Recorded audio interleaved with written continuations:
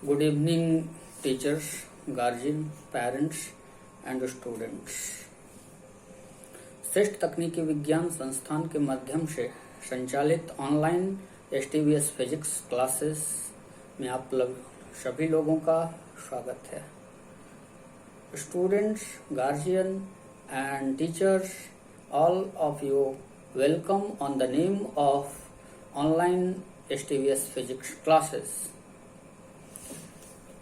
जो हमारे सिस्टम से, जो हमारे प्रीवियस वीडियो लेक्चर से कनेक्टेड स्टूडेंट्स हैं या जो भी स्टूडेंट्स या हमारे श्रोता आज के लेक्चर में जुड़े हैं फर्स्ट टाइम, उनकी जानकारी के लिए, उन्हें इंफॉर्मेशन देने के लिए यह सर्वप्रथम बता देना चाहता हूं कि हमारा जो सीरीज अभी चल रहा है 9th class revision scheme, physics का 9th क्लास रिवीजन स्कीम के अंतर्गत 6 लेक्चर ऑलरेडी हम लोग कवर कर चुके हैं। जैसा कि आप सभी स्टूडेंट्स को पता है कि 9th क्लास रिवीजन स्कीम में हम लोग ओनली 9th क्लास के सिलेबस पे फोकस नहीं करते हैं। सब्जेक्ट को how to study, how to understand, how to correlate this paper with the basic concept of physics. हमने पिछले 6 लेक्चर्स में आपको यह स्पष्ट रूप से बताया है कि फिजिक्स को बेसिक रूप से कैसे सीखा जाता है, उसे रियल लाइफ सिचुएशन से कैसे इक्वेट किया जाता है, क्या उसका एप्लीकेशन है रियल लाइफ इक्वेशन में, और इस तरीके से हम उसे हायर स्टडीज से भी जोड़ते हैं। जैसा कि आपने पिछले लेक्चर 6 में आपने देखा है, जहां हमने graphical concept of rest and motion clear किया था। उससे पहले जब हम रेस्ट एंड मोशन के ग्राफिकल कॉन्सेप्ट पे मूव किए तो उससे जस्ट पहले हमने ग्राफिकल कॉन्सेप्ट का बेसिक मैथमेटिकल कॉन्सेप्ट क्लियर किया था, how to draw graph. Suppose a student is not aware with the method of drawing graph. अगर कोई स्टूडेंट अवेयर नहीं है इस बात से कि एक ग्राफ कैसे ड्रॉ किया जाता है, तो वो रेस्ट एंड मोशन में ग्राफ नहीं ड्रॉ कर सकता है। तो इन बातों का ख्याल रखते हुए सर्वप्रथम हमने एक बेसिक ग्राफ को किस तरीके से 2 डायमेंशन में ड्रॉ किया जाता है, इन सब बातों को डिस्कस किया। फिर रेस्ट एंड मोशन के डिफरेंट स्टेट्स को इसके थ्रू हमने क्लियर किया और बताया कि कैसे ग्राफ ड्रॉ किया जाता है। आज का लेक्चर एक बहुत ही महत्वपूर्ण लेक्चर है, जो स्टूडेंट्स ऑलरेडी अवेयर हैं, formula and equation of motion. ये लेक्चर 7 है, जिसका हेडिंग है formula and equation of motion. ठीक है, जो बेसिक फॉर्मूलाज है उससे मैक्सिमम स्टूडेंट्स अवेयर रहते हैं। एक्सेलरेशन का फॉर्मूला हो या डिस्टेंस का फॉर्मूला हो, फाइनल स्पीड का फॉर्मूला हो या इनिशियल स्पीड का कोरिलेशन हो, इस तरह के जो भी फॉर्मूलेज हैं उससे स्टूडेंट्स अवेयर रहते हैं, लेकिन उसका बेसिक एप्लीकेशन नहीं पता होता है, उसका डेरिवेशन बार बार भूल जाते हैं। तो आज के क्लास में, आज के लेक्चर में हम लोग इस सिस्टम से कैसे फॉर्मूला कैसे डिराइव होता है, प्रैक्टिकल व्यू में उस फॉर्मूले का क्या मीनिंग है, कहाँ से उस फॉर्मूले का जनरेशन हुआ है, इन सारी बातों को डिस्कस करने जा रहे हैं। आप अब सब्जेक्ट मैटर पे फोकस हो जाइए।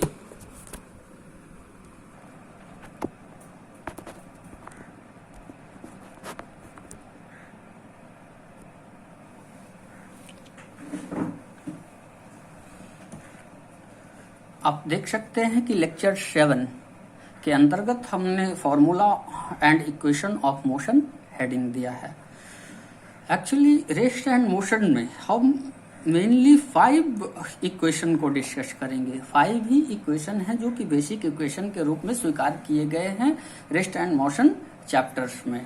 ठीक है, इसलिए हमने यहाँ मेंशन कर दिया है 0.5 बेसिक इक्वेशन ऑफ मोशन। आप देख सकते हैं। हाँ, अब चूंकि हम सारे डेफिनेशन पार्ट से आपको अवेयर करवा चुके हैं, इसलिए आपको किसी तरह का कोई कंफ्यूजन नहीं होना चाहिए जब हम फॉर्मूला को डिस्कस करना स्टार्ट करते हैं। स्टूडेंट्स, आपको हमने पहले बताया था कि एक्सेलरेशन क्या है, तो इसे हम प्रैक्टिकल से कोरिलेट किए थे कि आप सिंपली अपने बाइक में एक्सेलरेशन को यूज करते हैं, एक्सेलरेटर को यूज करते हैं। जब हम अपने बाइक में, अपने मोटर बाइक में एक्सेलरेटर को यूज करते हैं तो उसका क्या प्रभाव होता है, हम यह देखते हैं कि स्पीड चेंज होता है। जैसे जैसे एक्सेलरेटर बढ़ाते जाते हैं एक टाइम के साथ, जैसे जैसे का मतलब ही है टाइम से कोरिलेट कर रहे हैं हम, टाइम के साथ एक्सेलरेटर को इंक्रीज करते हैं तो हमारा स्पीड इंक्रीज होता है, और अगर हम टाइम के साथ एक्सेलरेटर को डिक्रीज करते हैं, घटाते हैं, तो हमारा स्पीड डिक्रीज होता है। इसका साफ और साफ मतलब यही है कि एक्सेलरेशन इज रिलेटेड टू, आप ऐसा नहीं उल्टा भी कह सकते हो कि इंक्रीज इन स्पीड और decrease in speed is directly related to accelerator, ठीक है। और इसके कन्वर्स में आप क्या कर सकते हो, acceleration is directly related to change in speed, ठीक है। और जितना चेंज इन स्पीड हम मिनिमम टाइम में अगर कर पाए, तो ऐसा कहते हैं कि कोई बाइक दो अलग अलग कंपनी के बाइक को हम कंपेयर करते हैं, तो हम ऐसा कहते हैं कि इस बाइक, ये पल्सर बाइक हो गया या अपाची हो गया, या क्या स्प्लेंडर या फिर बजाज का जो जनरल बाइक है उसकी तुलना में ये अच्छा माना जाता है, ठीक है। या आप R15 की बात कर लें, या स्पोर्ट्स बाइक जो भी और दूसरे स्पोर्ट्स बाइक हैं उसकी बात करें, तो आप कहेंगे कि ये बाइक उससे अच्छा है, ठीक है। तो किस तुलना में अच्छा है, ठीक है। Body look and strength a different matter, यहाँ हम फोकस कर रहे हैं उसके स्पीड पे। तो हम देखते हैं कि जो अच्छे बाइक की श्रेणी में आती है वह बहुत ही जल्दी स्पीड पकड़ लेता है। जैसे अगर कोई मेट्रो ट्रेन में बैठे हैं या इलेक्ट्रिक ट्रेन में बैठे हैं, EMU ट्रेन में बैठे हैं, और simply diesel train driven train में बैठे हैं, ठीक है। तो आप देखते हैं इलेक्ट्रिकल यूनिट वाली ट्रेन बहुत जल्दी स्पीड पकड़ती है, ठीक है। ऐसा जो बहुत जल्दी स्पीड पकड़ने का फेनोमेना है, वह जो घटना है, उसे हम नाम देते हैं हाई एक्सेलरेशन। इसका मतलब एक्सेलरेशन बहुत तेज है, एक्सेलरेशन बहुत तेज है। यहाँ हम दो यूनिट को कनेक्ट कर रहे हैं, ठीक है। एक तो स्पीड जो उसका है वो बहुत तेजी से सपोज अगर उसका इनिशियल स्पीड u था, उसका इनिशियल स्पीड u था, तो फाइनल स्पीड v हो गया, वो बहुत तेजी से हुआ। बहुत तेजी कहने का मतलब कम टाइम में हो गया। इससे यह तो क्लियर हो रहा है कि एक्सेलरेशन दोनों ही बातों पर निर्भर कर रहा है। एक तो चेंज इन स्पीड पर निर्भर कर रहा है, और उसका पीरियड क्या है, चेंज इन स्पीड का पीरियड क्या है। आप प्रैक्टिकली इस विषय वस्तु पे विचार करें तो यह क्लियर समझ में आएगा कि जितना टाइम गैप कम होगा, मतलब मिनिमम स्पीड से मैक्सिमम स्पीड में जाने के लिए टाइम गैप जितना कम होगा, हम कहते हैं कि एक्सेलरेशन उतना ज़्यादा हुआ, एक्सेलरेटर उतना अच्छा है, बाइक उतना ही जल्दी स्पीड पकड़ता है। इसका दो मतलब निकला मैथमेटिकली। अभी हमने जो स्टोरी बताया आपको प्रैक्टिकल से कोरिलेट करके बताया, उसे अब आप मैथमेटिकली रिप्रेजेंट करने का कोशिश करें। एक्सेलरेशन क्या है, change of speed with respect to time. अगर टाइम मिनिमम होगा तो एक्सेलरेशन ज्यादा होगा, अगर चेंज ऑफ स्पीड मैक्सिमम होगा तब भी एक्सेलरेशन ज्यादा होगा। It means acceleration is directly proportional to change of speed and acceleration is inversely proportional to time lapsed. उसमें चेंज ऑफ स्पीड में जो समय लगा उसी टाइम को हम यहाँ रिप्रेजेंट करते हैं mathematically. It can be represented as a is equal to v minus u by t. Okay, now we can write by the cross multiplication formula a into t is equal to v minus u. Now in further step v can be separated and put in one side of the equal marks. बराबर के एक तरफ हम v को ले जाते हैं, तब यह देखते हैं कि v is equal to u plus 80 एक फॉर्मूला हमें प्राप्त हुआ जो कि बहुत ही इंपॉर्टेंट फॉर्मूला है।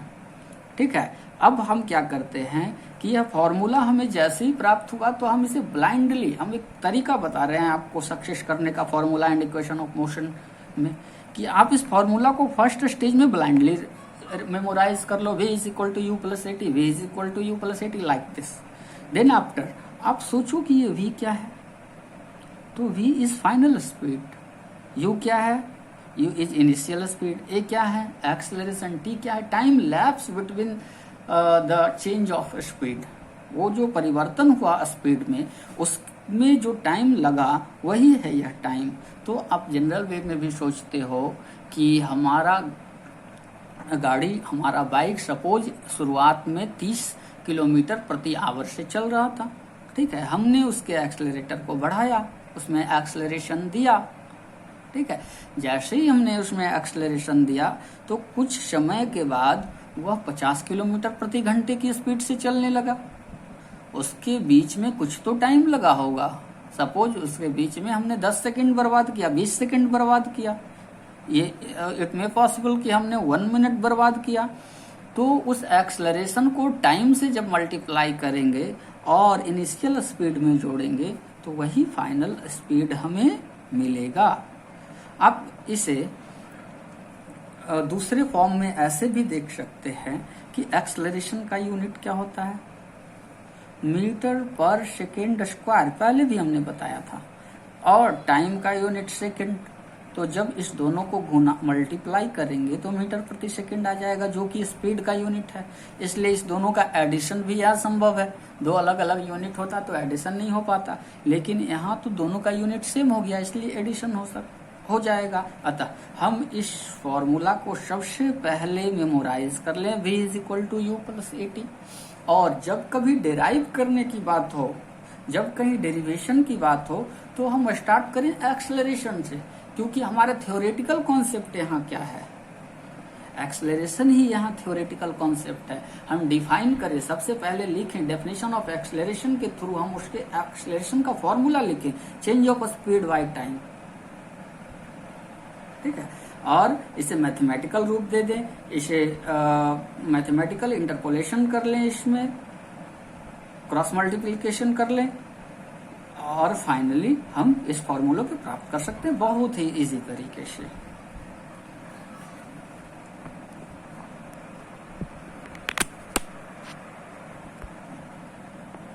अब दूसरा सबसे महत्वपूर्ण फॉर्मूला यहाँ देखिए कि एक एवरेज स्पीड, कोई बाइक सपोज हम यहाँ से अपने किसी नोन लोकेशन पे जा रहे हैं, यहाँ से किसी डिस्टेंस पे जा रहे हैं, ठीक है, तो हमारा स्पीड शुरुआत में 30 किलोमीटर पर आवर था, फिर हमारा स्पीड कुछ दूर के लिए सपोज हाफ डिस्टेंस के लिए 30 किलोमीटर प्रति आवर था, और नेक्स्ट हाफ डिस्टेंस के लिए 50 किलोमीटर प्रति आवर हो गया।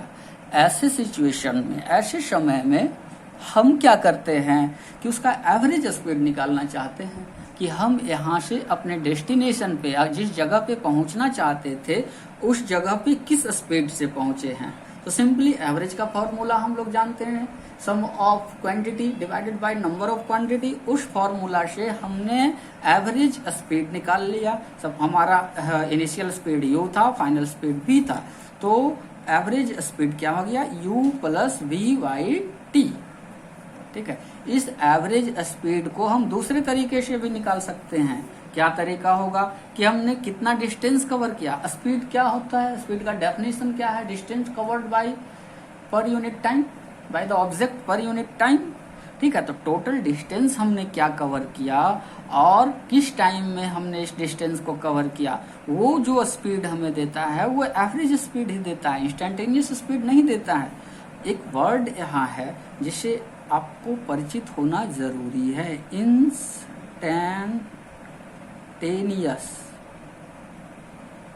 स्पीड। आगे हम लोग इस वर्ड को डिटेल में डिस्क्राइब करेंगे, लेकिन यहाँ हम आपको बता देते हैं इंस्टेंटेनियस मतलब होता है अचानक। उस समय का स्पीड क्या है, जैसे अगर कोई हम मोटर बाइक चला रहे हैं जिसमें कि मीटर, स्पीडोमीटर जो लगा होता है और वो डिजिटल मीटर है, तो उससे हम लोग जो स्पीड मेजर करते हैं वो इंस्टेंटेनियस उस समय का प्रॉपर स्पीड बताता है, ना कि एवरेज स्पीड बताता है। सपोज हम यहाँ से किसी डेस्टिनेशन पे जा रहे हैं, तो यहाँ से उस डेस्टिनेशन पे पहुंचते समय 1000 ऑफ टाइम्स ऐसा पॉसिबल है कि हमने अपना स्पीड चेंज किया होगा। तो हम बार बार जब उस स्पीडोमीटर की ओर देखते हैं तो यह ऑब्जर्व करते हैं, यह पाते हैं कि चेंज ऑफ स्पीड बार बार ये ह्यूमन नेचर है, होते रहता है, ठीक है। वो स्पीड जो हम ऑब्जर्व करते हैं वह एवरेज स्पीड नहीं होता है, वह एक इंस्टेंटेनियस स्पीड होता है, वो उसी टाइम का अचानक स्पीड होता है, ठीक है। इसलिए जब हम एवरेज स्पीड कैलकुलेट करना चाहेंगे तो total distance divided by total time lapse to cover that distance, that means total distance is represented by s. We can write here s is distance covered.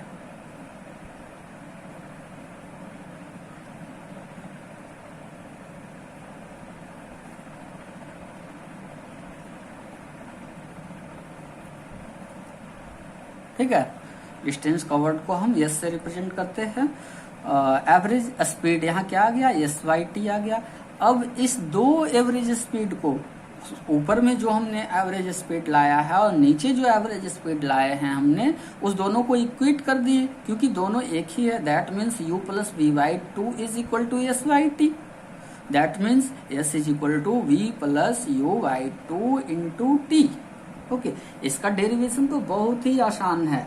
जैसे ही हम पहला हमारा क्या फंडा है, इस equation of motion and formula of motion को memorise करने, समझने और एग्जाम में परफॉर्म करने का क्या कॉन्सेप्ट है, तरीका है कि फर्स्ट ऑफ ऑल आप ब्लाइंडली उसे मेमोराइज कर लो। जैसे हमने v बराबर यू प्लस ए टी को मेमोराइज कर लिया था, ठीक है, उसी तरीके से हम अभी क्या करेंगे कि s is equal to v plus u by two into t को मेमोराइज कर देंगे, ठीक है। उसके बाद जैसे ही इस फॉर्मूला का डेरिवेशन की बात आती है तो b plus u by to देखेंगे। इसे देखते ही हमें याद आ जाएगा this is the concept of average.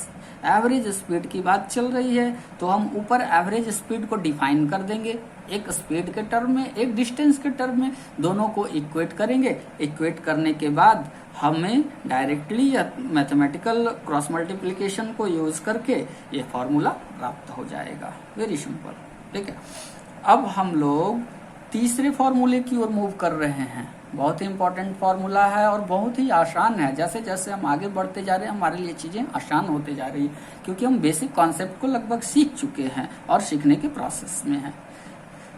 हम क्या करते हैं, यह जो इक्वेशन हमें ऊपर भी प्राप्त हुआ है, s is equal to v plus u by two into t, आप देखें कि हमें चाहिए क्या, एक नया फॉर्मूला। उस फॉर्मूले का नाम है s is equal to u t plus half a t square, ठीक है। इसका मतलब ऐसा हमें फाइनल स्पीड कुछ दिया हुआ नहीं है, ठीक है, हमें एक्सेलरेशन दिया हुआ है, इनिशियल स्पीड दिया हुआ है और बोलता है कि टोटल डिस्टेंस कवर आप निकाल दो। On that situation I have to use this formula. ऐसे सिचुएशन में हमें इस फॉर्मूला को यूज करना पड़ेगा, ठीक है।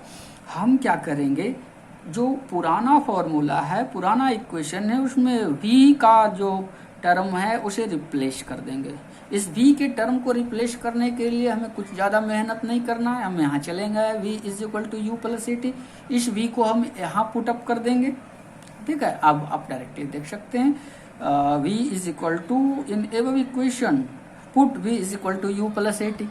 v बराबर u प्लस ए टी जैसे ही रखेंगे तो यश का इक्वेशन इस रूप में बदल जाएगा, ठीक है। इसे थोड़ा सा मैथमेटिकल कैलकुलेशन करेंगे, इधर उधर शिफ्टिंग करेंगे तो हम s is equal to u t plus half a t square find out कर सकते हैं। आप यहाँ हमें पूछ सकते हैं कि सर ऊपर तो s का फॉर्मूला हमने ऑलरेडी डेराइव करके रखा था, फिर दोबारा यश का फॉर्मूला डेराइव करने का, डिस्टेंस का फॉर्मूला डेराइव करने की क्या जरूरत पड़ी। तो इस दोनों में यह डिफरेंस है कि जब हमें ऐसा न्यूमेरिकल आता है या ऐसा रियल लाइफ का प्रॉब्लम आता है जिसमें time, initial speed and final speed दिया हुआ होता है और उस सिचुएशन में हमें डिस्टेंस काउंट करना होता है, डिस्टेंस कैलकुलेट करना होता है, तो हम लोग डिस्टेंस कैलकुलेट करने के लिए इस फॉर्मूले को यूज करेंगे। लेकिन जब कभी फाइनल स्पीड नहीं दिया हुआ रहे उस सिचुएशन में हमें डिस्टेंस काउंट करने के लिए इस फॉर्मूले का यूज करना होगा। एक क्वेश्चन यहाँ यह भी उठता है कि क्या s is equal to u t plus half a t square का डेरिवेशन हमारे एग्जामिनेशन में आता है, तो हम क्या यहीं से स्टार्ट करेंगे? नहीं, हमें स्टार्ट करना होगा on that time from the concept of average, ठीक है। फर्स्ट ऑफ ऑल एवरेज के कॉन्सेप्ट से स्टार्ट करते हुए हम इस फॉर्मूला को डेराइव करेंगे। और इस फॉर्मूला को डिराइव करने के बाद हम लोग v is equal to u plus a t को यूज कर लेंगे इसमें।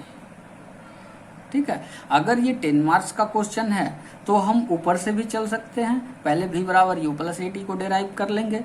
ठीक है, उसके बाद s बराबर v plus u by two into t को डिराइव कर लेंगे, फिर दोनों से v को रिप्लेस कर देंगे। v को रिप्लेस करने के बाद फाइनली दिस इक्वेशन को हम फाइंड कर सकते हैं।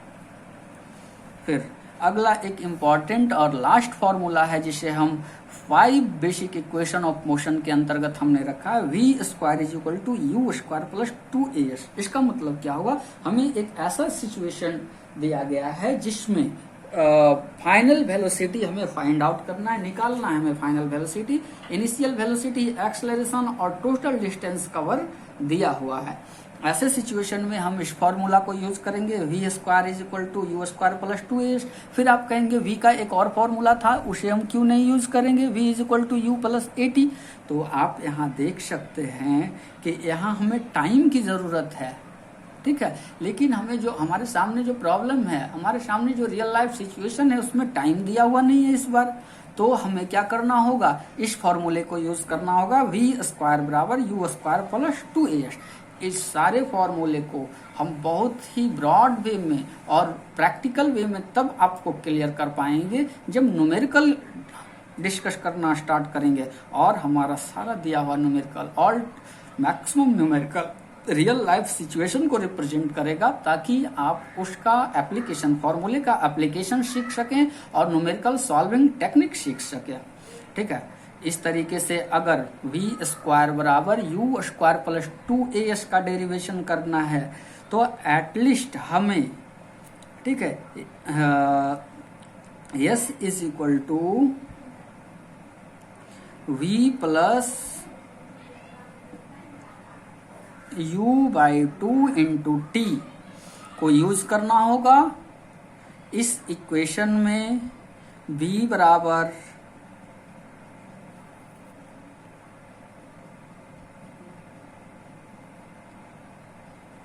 a बराबर आप देखते हैं a is equal to v minus u by t है।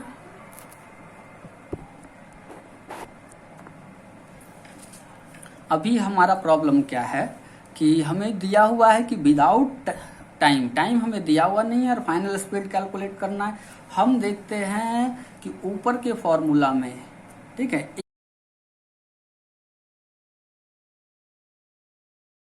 a is equal to v minus u by t दिया हुआ है और एक फॉर्मूला है हमारे पास।